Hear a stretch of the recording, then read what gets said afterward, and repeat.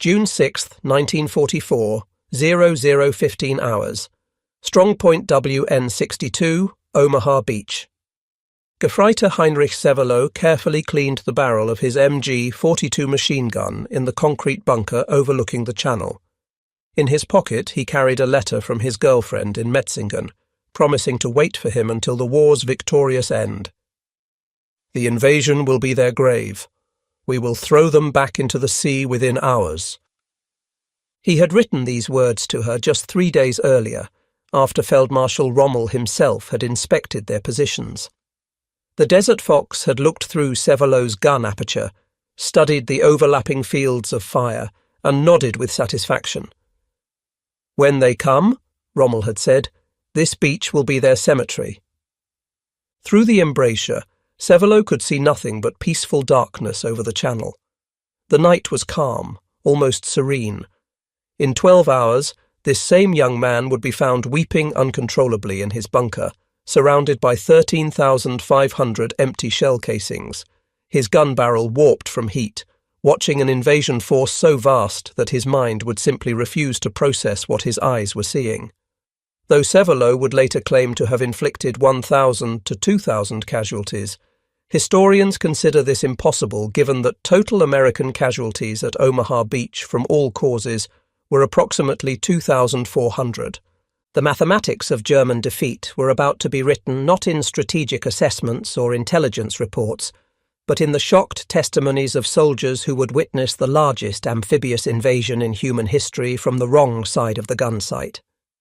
The Atlantic Wall stretched 2,400 miles from Norway to the Spanish border, what German propaganda called the most formidable defensive line in military history. Along the Normandy coast, 58 divisions of varying quality manned positions that had consumed 17 million cubic meters of concrete and 1.2 million tons of steel. Hitler himself had declared it impregnable. The defensive preparations at Omaha Beach alone seemed to justify such confidence. The U.S. Army Center of Military History records that the Germans had constructed 8 concrete bunkers, 35 pillboxes, 4 artillery positions, 18 anti-tank gun positions, 45 rocket launcher sites, 85 machine gun nests, and 6 mortar pits. The beach itself had been turned into a killing field. 3,700 obstacles had been planted in the tidal zone, including Belgian gates, Czech hedgehogs, and wooden stakes, many topped with Teller mines. Behind the beaches, 6.5 million mines had been laid, though Rommel had wanted 60 million. Colonel Ernst Goth, commanding the 916th Grenadier Regiment near Bayeux, had calculated the defensive firepower in his sector. His 4 batteries could theoretically deliver 120 rounds per minute into the beach sectors. Combined with other batteries, the Germans could concentrate massive firepower on any landing attempt. These calculations, however, assumed unlimited ammunition, an assumption that would prove fatally flawed. June 5th had brought weather that Luftwaffe meteorologist Walter Stuber in Paris had declared impossible for invasion. Wind speeds reached 20 to 25 knots, waves climbed to 6 feet, and low clouds hung at 500 feet. Stuber, using data from U-boats and weather stations, had assured the High Command that conditions would remain poor for at least 2 weeks. Based on this forecast, many senior officers had left their posts. Rommel himself had departed for Germany on June 5th to celebrate his wife's birthday, carrying a pair of grey suede shoes he had purchased in Paris. General Friedrich Dollmann, commanding the 7th Army, had ordered division commanders to attend war games at Rennes.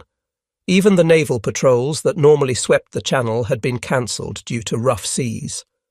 This meteorological confidence would prove to be the first German miscalculation. Unknown to Stuber, the Allies possessed weather stations in Greenland and weather flights over the Atlantic that detected a brief break in the storm, a 36-hour window that Group Captain James Stagg had identified and Eisenhower had seized.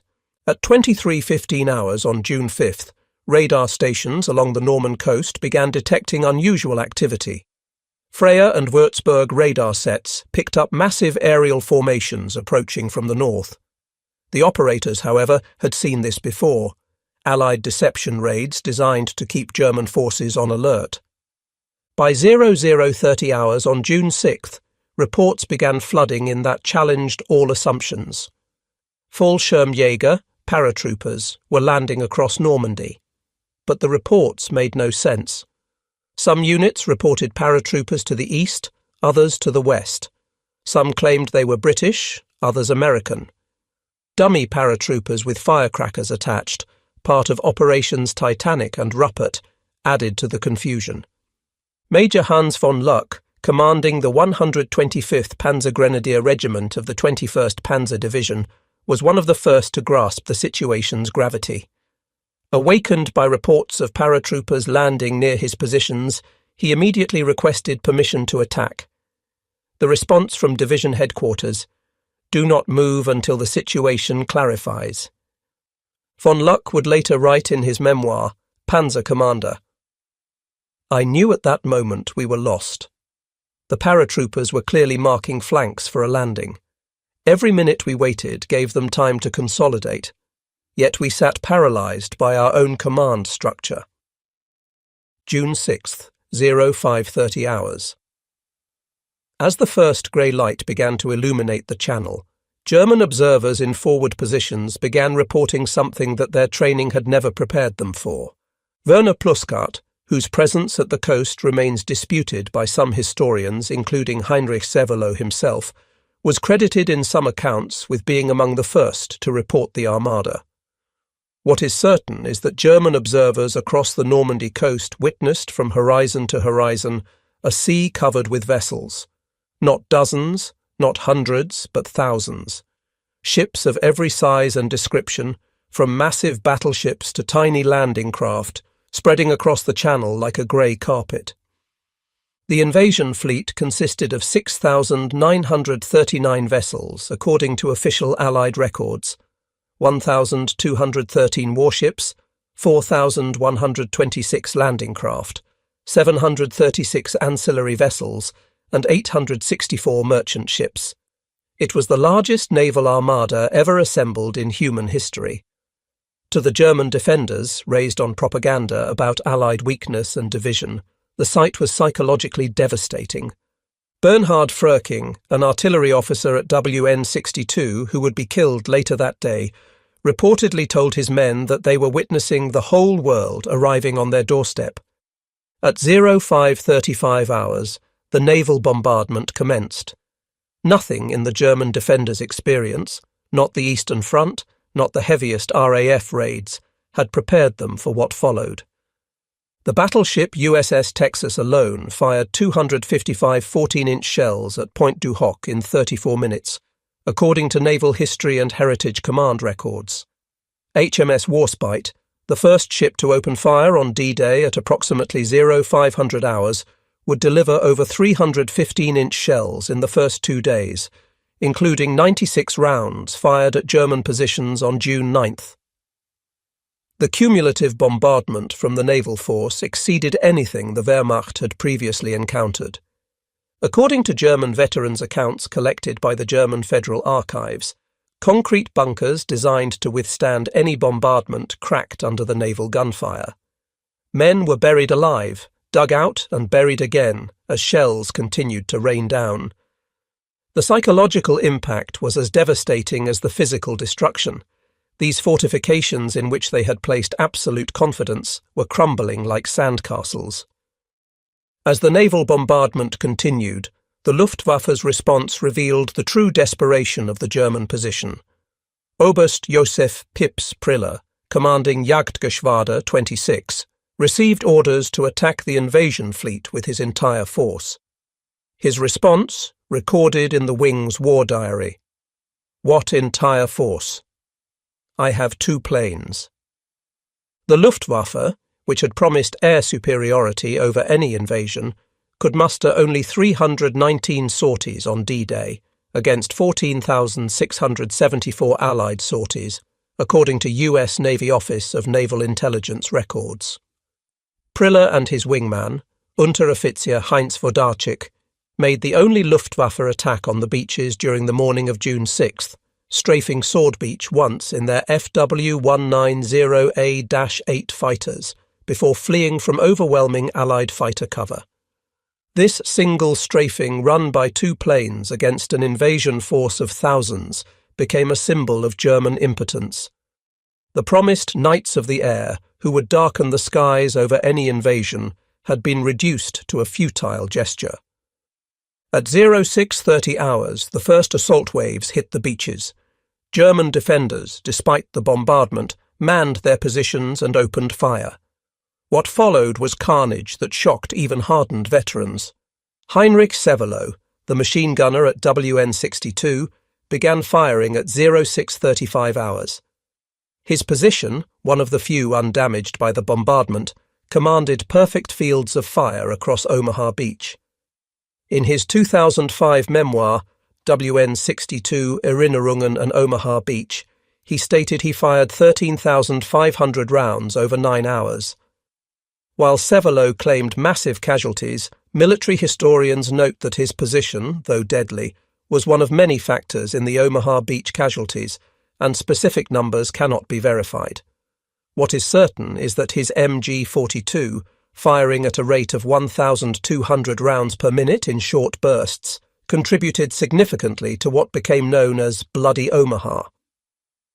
The German defenders began experiencing what military historians would later term material shock, the mental breakdown caused by confronting overwhelming force. No matter how many Americans, British or Canadians fell, more appeared. Every destroyed landing craft was replaced by 3 more. Every silenced machine gun position was suppressed by naval gunfire that seemed unlimited. By midday, German positions began reporting critical ammunition shortages. The defensive plans had calculated ammunition expenditure based on repelling a limited assault. Nobody had planned for this scale of attack. According to Wehrmacht supply records, positions that had ammunition calculated for a 3-day battle exhausted their supplies within hours. Artillery batteries, the backbone of the defence, faced similar crises. The carefully husbanded ammunition supplies vanished under the intensity of combat.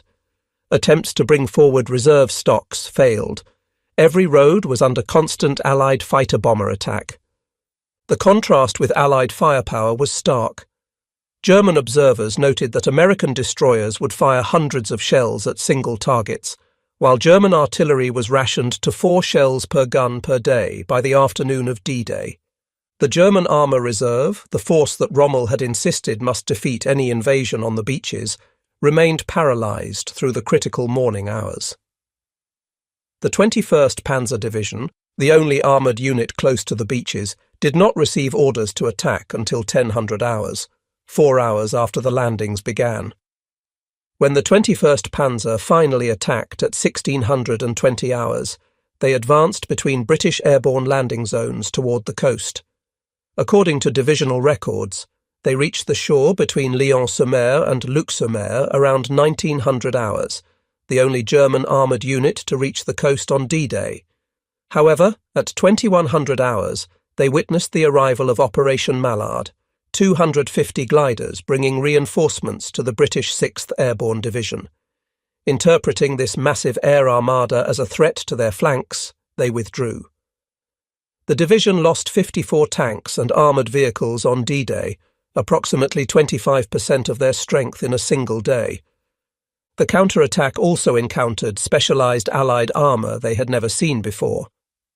Hobart's Funnies, modified tanks with flails for mine clearing, flamethrowers, and bridging equipment, seemed to belong to a different era of warfare entirely. Throughout D-Day, German units faced a threat they had never encountered at this scale: massive airborne forces operating behind their lines. The 6th Airborne Division, British, and the 82nd and 101st Airborne Divisions, American, created chaos that multiplied their actual strength. Oberst Friedrich von der Heydte, Germany's most experienced paratrooper commander, serving with the 6th Fallschirmjäger Regiment, was in Normandy during the invasion. His professional assessment, recorded in post-war interviews, was damning. The Allied airborne operation was everything ours had never been: massive, coordinated and supplied. We dropped battalions, they dropped divisions. We were supplied by single aircraft. They had endless streams of gliders and transport planes. The psychological impact of paratroopers appearing everywhere paralysed German responses. Units refused to move, fearing ambush. Others fired at shadows, sometimes at their own men. The confusion multiplied German problems exponentially. As D-Day progressed, German command and control disintegrated. Allied aircraft systematically destroyed communication lines. French resistance, activated by coded BBC messages, cut telephone cables and destroyed relay stations. Radio communications were jammed by Allied electronic warfare units. General Lieutenant Max Pemsel, Chief of Staff of the 7th Army, attempted to coordinate the defence from his headquarters at Le Mans. His war diary records increasing frustration as contact with forward units disappeared. By noon, entire divisions had vanished from the communication network. Individual unit commanders made decisions in isolation, without knowledge of the larger picture. As darkness fell on June 6th, surviving German defenders took stock of their situation. The impregnable Atlantic Wall had been breached in multiple places. The Luftwaffe had essentially ceased to exist over Normandy. The Kriegsmarine had managed to sink one destroyer, USS Corrie, while losing 15 E-boats and numerous smaller craft. General Lieutenant Wilhelm Richter, commanding the 716th Division, which had borne the brunt of the British assault, reported to 7th Army headquarters. Division combat strength, 35%. All coastal strongpoints lost. Artillery, 90% destroyed. Enemy advancing inland. The statistics told a story of complete tactical failure despite individual acts of heroism. In a single day, the German forces had suffered casualties equivalent to those of a major battle, while the Allies continued landing fresh troops as if D-Day was merely the beginning, not the climax. Throughout the night of June 6th to 7th, German units attempted to regroup and counterattack. These efforts revealed the full extent of Allied superiority. Every German movement was detected by radar, illuminated by flares, and destroyed by artillery or naval gunfire. Hans von Luck's Panzer Grenadiers, finally released to counterattack, advanced toward Sword Beach in darkness. According to his memoir, they were immediately illuminated by parachute flares and subjected to devastating fire from destroyers offshore. It was like daylight. Every vehicle, every soldier was visible. The shells came from the sea with perfect accuracy. We lost half our strength without seeing a single enemy soldier. Meanwhile, Allied reinforcements continued landing. The artificial Mulberry harbours were already being assembled, supply ships anchored in organised rows. The invasion wasn't just succeeding, it was transforming into a permanent presence. As German reinforcements attempted to reach Normandy, they encountered complete interdiction of movement. Every road, railway and bridge was under constant attack. According to Wehrmacht transportation records, units that should have reached the front in one day took up to 2 weeks. The 2nd SS Panzer Division, Das Reich, stationed near Toulouse, took 17 days to reach Normandy, a journey that should have taken 3 days. They arrived having lost 30% of their vehicles to air attack without firing a shot at ground forces. The psychological impact was devastating. If they couldn't even reach the battlefield intact, how could they hope to influence it? Meanwhile, Allied logistics operated with stunning efficiency. LSTS, landing ship, tank, discharged entire armoured regiments in hours. Within days of D-Day, the Allies were landing 15,000 tons of supplies daily, more than the entire German army in Normandy consumed in a week. By June 12th, German forces in Normandy were approaching psychological collapse. They had lost 26,000 men killed, wounded or missing, roughly equivalent to 2 full divisions. Replacements were minimal. Meanwhile, Allied strength grew hourly. Carentan fell on June 12th, linking Utah and Omaha beaches. The German paratroopers of the 6th Fallschirmjäger Regiment, elite troops who had never previously retreated withdrew in disorder. Their commander, Friedrich von der Heydte, reported to higher headquarters, "My regiment no longer exists as a combat unit. The survivors are psychologically broken." On June 13th, SS Obersturmführer Michael Wittmann achieved one of the few German tactical victories in Normandy. According to British military records, he destroyed 13 to 14 tanks, 2 anti-tank guns, and 13 to 15 personnel carriers in the Battle of Villers-Bocage within 15 minutes. German propaganda seized on this victory as proof that German arms could still prevail. But even this victory revealed the futility of the German position. Wittmann's Tiger tank, disabled in the battle, was replaced by the Germans with difficulty. The British losses were replaced within hours. The tactical brilliance of individual German soldiers could not overcome industrial mathematics. Wittmann himself, with 138 confirmed tank kills across all fronts, was killed on August 8th when his Tiger was destroyed, whether by British gunner Joe Eakins of the Northamptonshire Yeomanry or Canadian forces remains disputed. The Wehrmacht's greatest tank ace was eliminated by an enemy that could afford to trade 10 tanks for 1 Tiger. The fall of Cherbourg on June 26th provided another psychological blow. This major port, fortified over 4 years and garrisoned by 21,000 men, was supposed to hold for months. It fell in 5 days of serious fighting.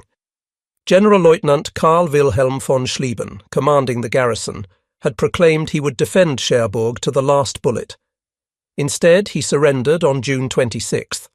In his post-war interrogation, he explained that resistance became meaningless against unlimited enemy resources, a theme that would echo throughout German accounts of Normandy. Operation Cobra, beginning July 25th, delivered the knockout punch to German forces in Normandy.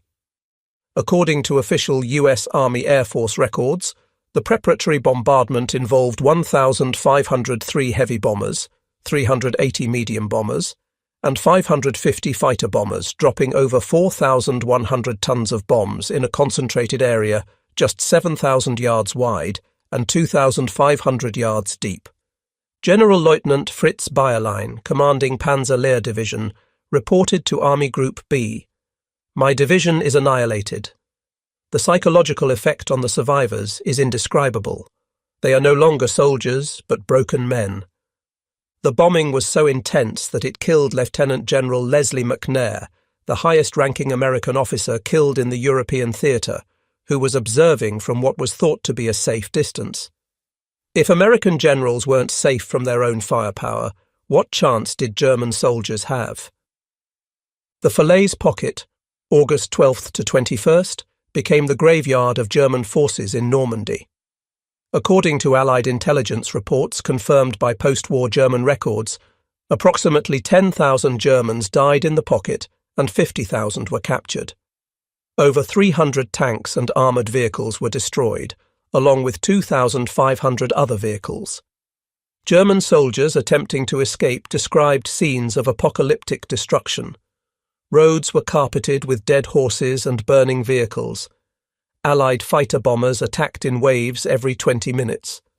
Artillery fell continuously. The systematic destruction was so complete that many soldiers simply gave up, preferring captivity to certain death.